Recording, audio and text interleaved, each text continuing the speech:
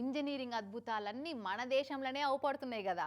Opening కాకముందే కుప్పగూలిపోయే నీళ్ళ ట్యాంకులు, బ్రిడ్జులు, కట్టించిన నెల రోజులకే పెచ్చులు పెచ్చులుగా ఊసిపోయే బంగ్లాలు, పోసిన తెల్లారే పెంక మీద వేసిన దోశ లెక్క లేచొచ్చే రోడ్లు, మోటార్లు చాలు చేయంగానే నీళ్ళ ప్రెషర్కు తట్టుకోలేక తూట్లు వడి పలిగి వాటర్ ఫౌంటైన్ల లెక్క జిమ్మే పైపులు, ఈ సోంటి ఎన్నెన్నో అద్భుతాలు అవపడుతుంటాయి. ఇగో ఇప్పుడు మీరు చూడబోయేది ఇంకొక అద్భుతం అన్నట్టు.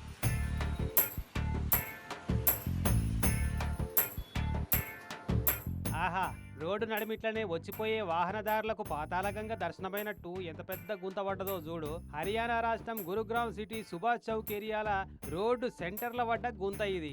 10 ఫీట్ల ఎడల్పుతోటి పచ్చుక్కున పడ్డదట ఫస్ట్. ఇక ఇంత వెరుక్కుంటా రోడ్డు వేసిన కాంట్రాక్టర్ పనితనాన్ని బయట పెట్టుకుంటా పోతా ఉంది. ఇక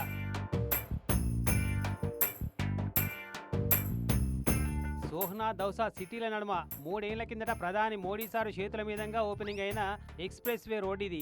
ప్రధాని సారు స్టార్ట్ చేసిన రోడ్డే గింత అద్భుతంగా వేసిర్రంటే సూడిగా కాంట్రాక్టర్ల పనితనం ఎట్లుందో. ఏ గిసుంటి కొత్తన మన తానే కాదు, బయట దేశాలలో కూడా బొచ్చడు అవుతుంటాయి. ఇంట్లో పెద్ద ఇచ్చంత్రం ఏముంది, లోపల పైప్ లైన్లు లీక్ అయ్యి రోడ్డు మొత్తం మెత్తబడి దసికినట్టుంది. గాయంతో దానికి ఇంజనీరింగ్ అద్భుతాలు, మార్వెల్లు అని చెప్పి సెటైర్లు ఎత్తుర్రా అనుకుంటున్నారేమో. అయితే ఇట్లా ఒక్కసారి జరిగితే ఇవ్వలేం అనకపోదురేమో. ఈ రోడ్డు మీద ఇట్లా అవుడు ఇది 3వసారట. మొదటిసారి జరిగితే పొరపాటు, రెండోసారి జరిగితే గ్రహపాటు, 3వసారి జరిగితే అలవాటు అన్నట్టు. కాంట్రాక్టర్ పనితనం చక్కగా ఉంటే గిట్ల ఎందుకు అవుతుండే?